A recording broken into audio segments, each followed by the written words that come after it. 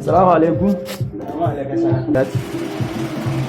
Barka da Yawa, ya kasuwa.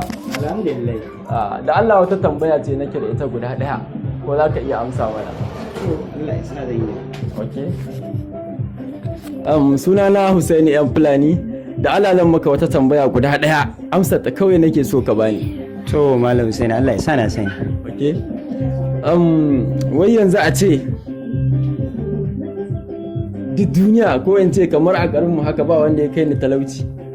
Misali, na je kuma na kama soyayya da kanwarka, ita kuma duk duniya ba wanda take so sama da kowa sai ni.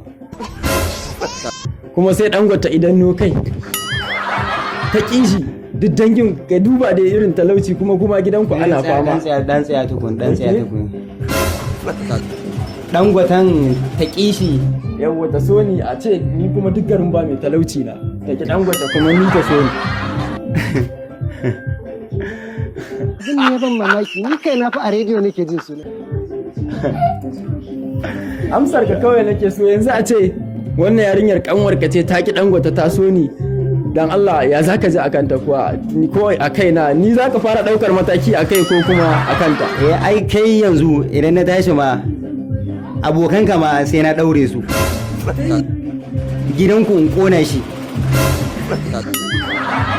Kai duka yan anguwar kuma sai na musu sharrin da sai an turo jirgi daga sama a muku feshin ruwan zafi. Ita kuma sai na karya mata kafar baya.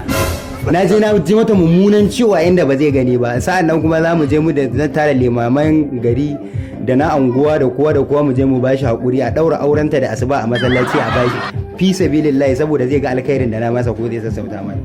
Auren dole kenan za ka yi mata. A auren soyayya ne kai ana yanzu ana neman zaman lafiya ai yawo ana neman zaman lafiya kuma talauci ina zaman lafiya a talauci. Shikenan ya ji yanzu ka kalle ka. Ai misali na bayar ai.